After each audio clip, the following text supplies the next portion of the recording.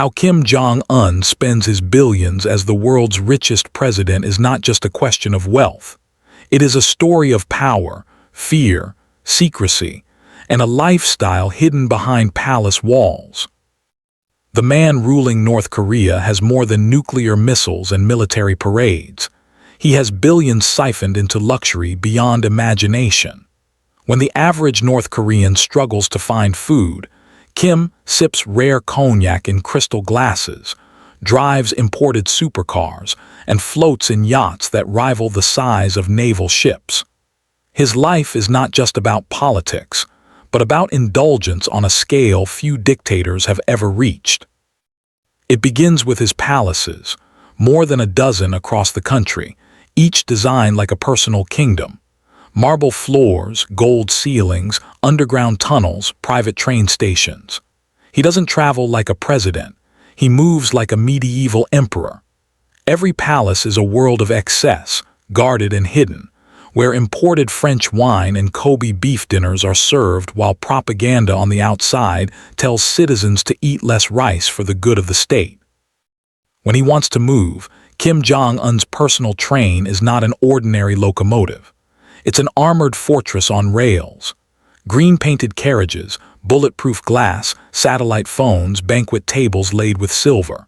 The journey is as slow as a funeral march, but it's not about speed. It's about presence. Each stop is choreographed, each arrival a show of fear and respect.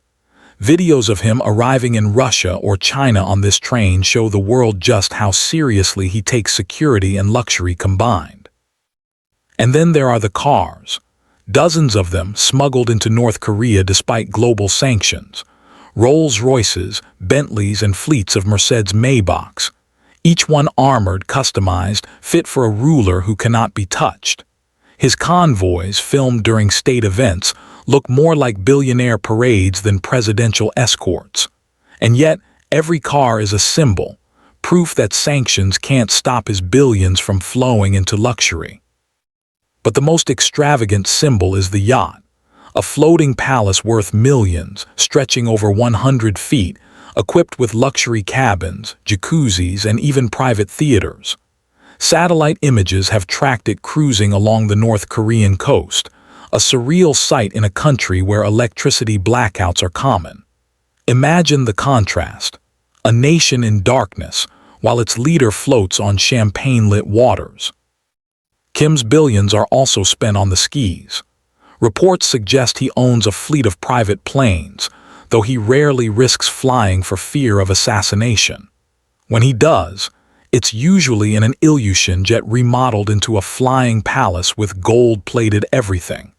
For a man obsessed with security, every movement becomes both a performance and a gamble, and every dollar spent is designed to tighten his grip on image.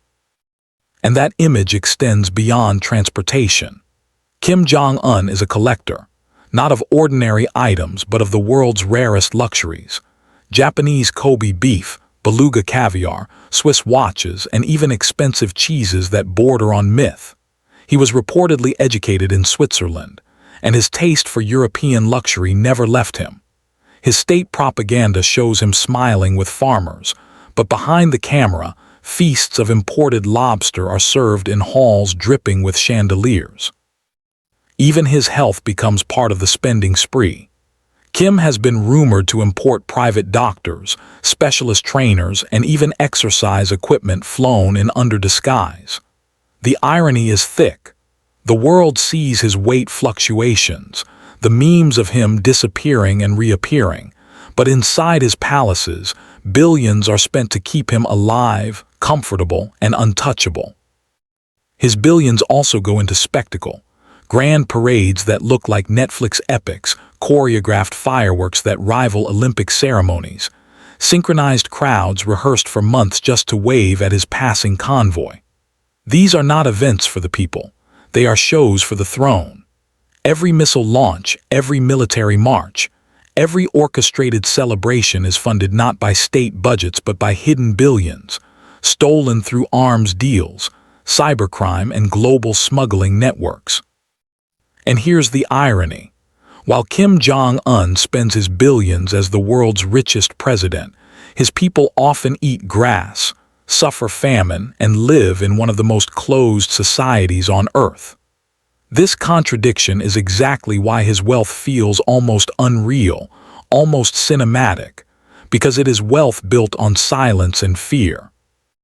Now here, where the story turns darker. Kim's billions are not just about personal comfort, they are about control. Private cinemas show Hollywood blockbusters pirated for his inner circle, while ordinary citizens are executed for watching the same movies. Entire islands off the Korean coast are rumored to be converted into private resorts where loyalists, models, and entertainers are brought in for his pleasure. Social media leaks from defectors paint a picture of extravagant parties, where luxury goods flood rooms like scenes from a mafia drama. This brings us back to the hook. How Kim Jong-un spends his billions as the world's richest president is not just wealth, it's weaponized luxury. He uses money as a tool to cement his untouchable image. Each car, each yacht, each palace is not simply a toy. It's a statement to his generals, his enemies, and even his allies. I am above you. The spending goes global too.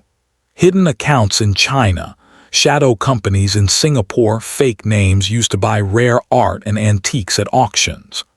Behind every diamond watch on his wrist is a trail of smuggling networks and ghost companies, laundering billions into usable luxury. It's the kind of drama you'd expect in a Netflix thriller, except it's real, and it's happening under the watch of the international community. And the world reacts. Memes flood Twitter and TikTok every time Kim is photographed in an expensive coat, or when satellite images reveal new mansions. People joke about North Korea's Gucci dictator, but behind the jokes lies shock. How does a man under sanctions, isolated from global markets, still manage to spend like a Saudi prince? The answer is billions hidden in shadows.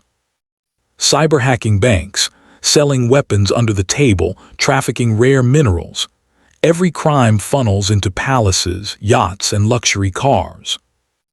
Even his family reflects this spending pattern. His sister Kim Yo-jong is often seen wearing designer clothes in public appearances, their family reportedly possessing jewelry collections that could rival European royals. And when foreign media captures even a glimpse of their luxury, it becomes instant viral gossip, proof that the dynasty thrives not on ideology, but on billions of dollars locked away from the starving public. Yet Kim is not just spending, he's also curating a myth. His billions buy loyalty from generals, silence from rivals, and fear from anyone who dares to question. This is why his luxuries are flaunted selectively, appearing just enough to remind the world he is rich, but hidden enough to keep his people from revolt. It's a balancing act of indulgence and intimidation. Think about the psychology. When citizens hear whispers of their leaders' yachts and mansions, it's not just envy, it's terror. It shows them that he lives in another universe, untouchable, unreachable, a godlike figure who floats above their suffering. Wealth, in this sense, becomes not just indulgence but propaganda. Internationally, his spending sends messages too. When he sips $2,000 cognac while signing a missile order, it's a signal. Sanctions don't work. When his armored Mercedes glides through Pyongyang streets, it tells the world, I can have anything I want. And when his billions circulate through luxury auctions and cyber-hacking accounts, it reminds intelligence agencies that wealth is his greatest weapon after nukes. But what does it all add up to? A portrait of the world's richest president, not measured by legal bank accounts, but by hidden fortunes, offshore assets, and the quiet indulgence of palaces no one outside his circle will ever see. Kim Jong-un spends his billions not like a modern politician, but like an ancient emperor, feeding myths, controlling narratives, and living beyond consequence.